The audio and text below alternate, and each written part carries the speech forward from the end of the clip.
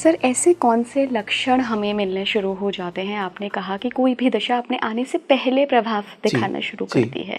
तो मान लीजिए केतु की महादशा शुरू होने वाली है या किसी की शुरू हो रही है और उन्हें अपनी कुंडली ही नहीं पता है, सिर्फ लक्षणों से उनको जानना हो, तो क्या लक्षण लेकर आते हैं केतु? देखिए, केतु की महादशा में सबसे पहले तो आपके एसोसिएशंस टूटनी शुरू हो जाएंगी, आपका सामाजिक दायरा कम हो जाएगा। जो आपके बहुत क्लोज है ना, जो कहता था 20 साल से कि तुम मेरे भाई हो, हम एक दूसरे के लिए जान दे सकते हैं, सडनली आप देखेंगे कि उसका बिहेवियर बदल रहा है आपके लिए, राइट। आपके क्लोजेस्ट एम्प्लॉयज़, बॉसेस, फ्रेंड्स, आपको लगेगा कि मेरे से कोई गलती हुई है या यहाँ पर कोई प्रॉब्लम है, वो दूर जाने लगेंगे। अच्छा, जब वो दूर जाने लगेंगे, केतु की महादशा में आपके अंदर ऐसा बल आएगा कि आप उनको रिटेन नहीं करेंगे, आप बोलेंगे जाना है, चाहिए, चलिए, राइट। तो पहला तो ये है, क्योंकि दूसरी दशाएं क्या, कोई छोड़ के जा रहा है तो आप उसका हाथ पकड़ेंगे कि रुक जाओ। केतु की दशा में आप हाथ नहीं पकड़ेंगे, बोलेंगे आप जाइए प्लीज, नो प्रॉब्लम। तो पहला लक्षण। अब जब ये लक्षण मिला तो सिमिलरली बाकी जो सब लक्षण है वो फोर्स्ड होने लगते हैं। जैसे हाथ से नौकरी गई, राइट, फिर रिलेशनशिप गया आपके हाथ से, आप बहुत आइसोलेटेड फील कर रहे हैं, समाज गया, आपका ऑफिस जाने का मन नहीं कर रहा, राइट, आप स्ट्रेस ईटिंग कर रहे हैं, आपको अपनी सेहत का ध्यान रखने का मन नहीं कर रहा है। तो कुछ चीज़ें फोर्सफुली जाएंगी। जैसे आपके जीवन में अगर पिताजी चले गए तो आप नहीं चाहते थे कि वो जाएं, फोर्सफुली गए। अब अष्टम और द्वादश में, 8th हाउस और 12th हाउस में एक्चुअल में फ़र्क क्या है, क्योंकि दोनों के साथ केतु एसोसिएटेड है। अष्टम भाव में स्कॉर्पियो में केतु का अपना घर है, 12वें भाव में उसका ऑफिस है पाइसिस के अंदर। लेकिन दोनों में डिफरेंस ये है कि अष्टम में जो आपका लॉस हुआ वो आप चाहते नहीं थे, एक्सीडेंट हुआ आप नहीं चाहते थे, सर्जरी हुई, हॉस्पिटल जाना पड़ा, आप नहीं चाहते थे लेकिन हुआ। 12वें भाव में जो भी लॉस हुआ आप चाहते थे, जैसे आप इन्वेस्ट करना चाहते थे, प्रॉपर्टी लेना चाहते थे, गाड़ी खरीदना चाहते थे, वो जो इन्वेस्टमेंट्स केतु करवा रहा है वो आपकी मर्जी से हो रहा है, आप चाहते हैं कि ये हो। अष्टम भाव में जो केतु करवा रहा है वो आपकी बिना मर्जी के, बिना आपको इंटीमेशन दिए हो रहा है, अचानक से, राइट। तो इन लक्षणों को अगर हम समझे कि मैं नहीं चाहता था कि ये मेरा 10 साल पुराना एम्प्लॉय छोड़ के चला जाए सिर्फ 20,000 की हाइक पे, हो सकता है मेरे मन में था कि मैं इसको घर दूंगा या मैं इसको गाड़ी दूंगा या इसके साथ जीवन बिताऊंगा, बट वो 15,000 रुपये के लिए उसका मन बदल रहा है, उसका 20। ऐसे लक्षण जब आपके जीवन में आने लगते, अकेलापन, आपकी वाइफ आपको पूछती थी, सडनली उसका माइंडसेट बिल्कुल बदल गया आपके लिए, और वो एक दिन लड़ाई में बोल रही है कि इससे बेटर हम डिवोर्स ले लें, तो आप सोच रहे हो कि डाइवोर्स, वो तो कभी हमने सोचा ही नहीं था। पर्सपेक्टिव बदल गया, छोटी छोटी चीज़ों को लेकर आपको डिसअपॉइंटमेंट्स होने लगी है। मतलब अगर आप नहीं भी कुंडली को जानते तो केतु की दशा नज़दीक है। सर एक लक्षण और लोग शेयर करते हैं कि उनको कुछ मिस्टिक एक्सपीरियंसेस हो रहे हैं, कुछ परा विद्याओं के एक्सपीरियंस होते हैं, जैसे कि लोगों को प्रेमोनिशंस होने शुरू हो जाते हैं कि अगले दिन क्या होने वाला है, पहले इससे शुरू होता है, फिर आगे और भविष्य दिखने लगता है, ड्रीम्स बहुत वियर्ड से आने लगते हैं, जो हम जिसे वियर्ड कहते हैं जनरली। ये कौन सा भाव एक्टिवेट होने पर होता है या ये सबको केतु की महादशा में होता है? इसमें भी दो चीज़ें हैं, आपके कर्म और आपकी भक्ति।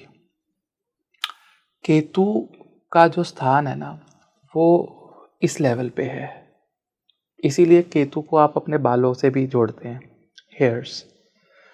और राहु का जो स्थान है वो आपके पाँव में है, पाँव के जो नीचे आपका पाँव का तला है ना, तलवा, दैट इज राहु, राइट। भटका रहा है आपको, इधर जा उधर जा, मुझे ये चाहिए, चल के उस तरफ, मुझे गाड़ी चाहिए, मुझे यहाँ जाना, मुझे आज मुझे ड्रिंक करनी है, आज मुझे फ्रेंड्स के साथ मिलना है, आज मेरी डिज़ायर, आज गोवा चलेंगे, राहु। ये जो बाल है ये केतु। अब जब किसी की मृत्यु होती है, आत्मा दो प्रकार से शरीर को छोड़ती है, या तो वो इस एरिया में से निकलेगी या वो नीचे से निकलेगी।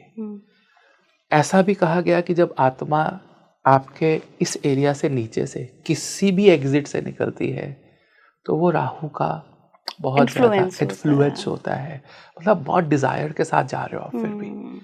लेकिन अगर आप किसी स्वामी विवेकानंदा को देख लीजिए, अगर उनके आप आखिरी शरीर को देखें तो आंखों में से उनका एक हल्का सा ड्रॉप ऑफ ब्लड, मतलब आत्मा आंखों में से, कानों में से या इस एरिया से निकलेगी, राइट। आपके कर्म, आपकी स्पिरिचुअलिटी और जो आपका जर्नी रहा है कई जन्मों का, वो डिसाइड करता है कि केतु की दशा में आप इंट्यूटिव होंगे या नीचे जाएंगे। मतलब केतु की दशा में भी लोगों का राहु का इन्फ्लुएंस रहता है। केतु की दशा में भी लोग एक्स्ट्रा मैरिटल अफेयर्स में आ जाते हैं, ज़िंदगी जीने लगते हैं, गाड़ियाँ लेने लगते हैं, रियलाइजेशन नहीं हो रहा है, मतलब उनकी 7 साल की केतु की दशा बेकार जा रही है, right. Ketu is so disappointed कि अभी इनको और भुगतने दीजिए, इनका वक्त ही नहीं आया कि मैं इनकी नौकरी छुड़वाऊँ, इनका वक्त ही नहीं आया कि मैं इनको बताऊं कि छोटी छोटी चीज़ों को अब छोड़ना है, अभी इन्हें बहुत भुगतना है। दैट इज़ वेयर केतु की दशा डिफरेंस लेकर आती है। और अगर सब व्यूअर्स के लिए बोल रहा हूँ, अगर आप केतु की दशा में दुखी है, आपके अच्छे कर्म है, आपके वाकई में अच्छे कर्म है, वो आपको लिबरेट करना चाहता है, आपको बदलना चाहता है, आपको बड़ा इंसान बनाना चाहता है। सर, केतु को लेकर एक बात बहुत कही जाती है कि केतु और मोक्ष हमेशा नाम जोड़ा जाता है जी। तो केतु की महादशा में भी क्या हम मोक्ष के रास्ते जा रहे होते हैं? देखिए, सबसे पहले तो मैं आपको ये बताना चाहूँगा, मुझे मोक्ष के बारे में ज़्यादा पता नहीं क्योंकि मोक्ष की डेफिनेशन बहुत बड़ी है।